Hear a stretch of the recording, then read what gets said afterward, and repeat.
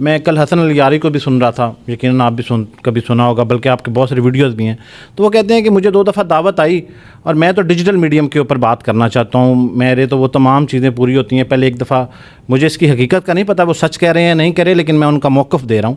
وہ کہتے ہیں کہ جی مجھے پہلے انہوں نے ای میل پہ کانٹیکٹ کیا اور کہا کہ آپ آئیں اور میرے ساتھ مناظرہ کریں, اور اس کے بعد جب بات ہوئی تو انہوں نے کہا نہیں کرنا, اور پھر دوبارہ انہوں نے یہ کہا کیوں کہ آپ علامہ ساجد صاحب سے لکھوا کے لے آئیں, اور پھر دوسری شرط یہ بھی رکھی کہ کیونکہ آپ کے سبسکرائبر کم ہیں. فوراً کچھ لمحوں کے بعد, کچھ منٹوں کے بعد, آدھا گھنٹہ یا 1 گھنٹے کے بعد فوراً محمد علی مرزا کا ای میل آیا کہ جی ہم آپ سے اس وقت مناظرہ کریں گے جب آپ کو ساجد علی نقوی آن کریں گے. تو اس کے بعد مجھے کیا جواب دیا کہ ابھی آپ کے سبسکرائبر کم ہیں. دیکھیں تو یہ جو سبسکرائبر کم ہونے والی بات ہے تو شاید اس پہ تو میں نہ یقین کروں, کیونکہ آپ کی اتنی ساری پوڈ کاسٹ ارسپیکٹو کسی کے کتنے سبسکرائبرز ہیں 1500 والوں کے ساتھ تو چل رہی ہیں. تو یہ مسئلہ وہی ہے جو پہلے دن سے جو آپ بات کر رہے ہیں کہ ساجد نقوی صاحب کہہ دیں کہ یہ ہمارے فرقے کا نمائندہ ہے, اس کی جیت میری جیت, اس کی ہار میری ہار ہے, ویڈیو میں لکھوا کے نہیں تو ہم بیٹھیں گے. اور دوسری بات جو آپ نے بات کی, میں نے آج تک آپ کے کیمرے میں کہہ رہا ہوں, حسن اللہ یاری صاحب کے ساتھ نہ تو میری کبھی فون پہ بات ہوئی نہ کبھی ای میل کے اوپر بات ہوئی.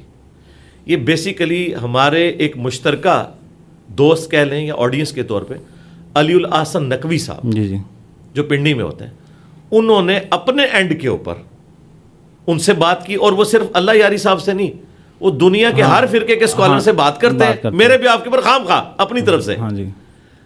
وہ ساتھ بتاتے بھی ہیں کہ انجینئر صاحب سے میں نے پوچھا نہیں ہے, لیکن چونکہ ان کا اعلان ہے اس لیے آپ کو دعوت ہے. اچھا, تو میں نے جو اعلان کیا ہوا ہے پہلے دن سے وہ یہ کیا ہوا ہے کہ جو بھی ادھر آنا چاہتا ہے وہ اپنے فرقے کے بڑے سے ویڈیو بنوائے.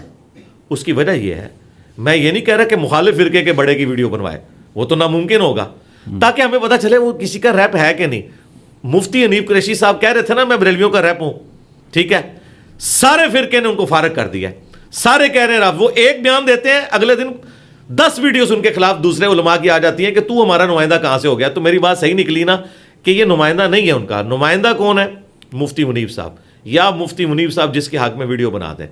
دیوبند میں نمائندہ کون ہے؟ تقی عثمانی صاحب. اہل حدیث میں ساجد میر صاحب, اور شیعہ میں ساجد نقوی صاحب.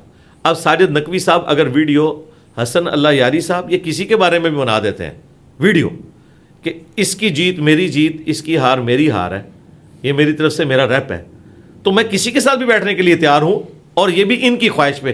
مجھے کوئی ضرورت نہیں, مجھے بتائیں مجھے کیا خواہش ہے کہ میں نے علماء کے ساتھ بیٹھنا ہے. بھائی ہمارا تو دعوت کا کام اتنا بڑا ہے کہ ہمارے پاس اس طرح کی مجادلے کرنے کا ٹائم نہیں ہے, لیکن چونکہ لوگ سمجھتے ہیں کہ شاید اس طرح کرنے سے یا علی مدد جو ہے وہ توحید ثابت ہو جائے گا, اور یا اللہ مدد کہنا شرک ثابت ہو جائے گا, تو ہم کہتے ہیں اگر کوئی اس طرح کی بھی آپ نے کوشش کرنی ہے تو کر دیکھیں, لیکن اس کے لیے ہے. اور یہ شرط کیوں رکھی ہے؟ یہ لاجیکل ہے.